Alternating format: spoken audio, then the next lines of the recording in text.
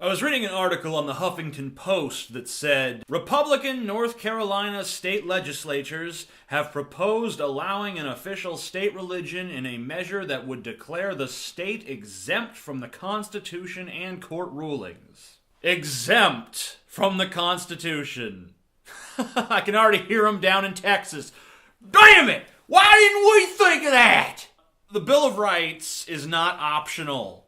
North Carolina, pull your dicks out of your sisters for a second and try to wrap your microscopic brains around the fact that the First Amendment is not some sort of tyrannical edict. It's actually the exact opposite. The legal line that separates church from state was not created to protect church, nor was it created to protect the state. It was created to protect the people from the church and the state getting together to form a big old fascist fucking theocracy. Here's what I say we do. And this is a calm, well-reasoned position I do believe. I think we should let North Carolina secede, then declare war on them, and then reduce North Carolina to a mountain of rubble and blood and guts and death!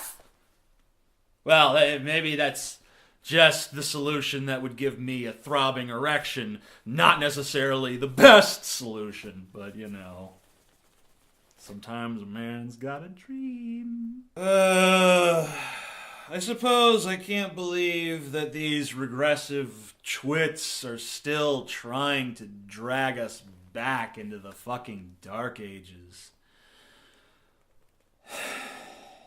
Why can't they just fuck off? Why can't they just realize their obsolescence and crawl back into the fecal swamp from which they emerged? Maybe as a form of protest against North Carolina, I could write the word Jesus on a piece of paper and then step on it. That's what Professor DeAndre Poole of Florida Atlantic University had his class do a few weeks ago. I follow the directions from the instructor's guide, he said. The course at Florida Atlantic University was in intercultural communications, and the exercise involves having students write Jesus on a piece of paper and then asking them to step on it. When they hesitate, the instructor has an opening to discuss symbols and their meaning. Because of this exercise, Professor Poole received many death threats from Christians whose Bible contains the commandment not to kill, but they weren't talking about the fucking infidels who do shit like step on pieces of paper with the word Jesus written on them. Because as the Bible clearly states, whenever someone steps on Jesus' name, Jesus himself is hurt. It's like the only way to hurt Jesus. It's like garlic and Jesus is the vampire, you know what I'm saying? The level of threats that he was receiving from Christians, probably mostly from North Carolina, was so high that he's been put on paid leave because they're afraid that his presence will create havoc because he did this simple fucking assignment.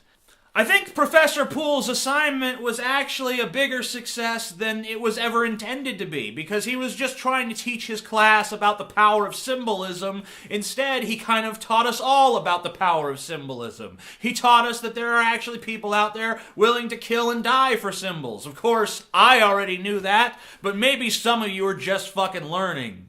And speaking of symbolism, here's my contribution to this debate.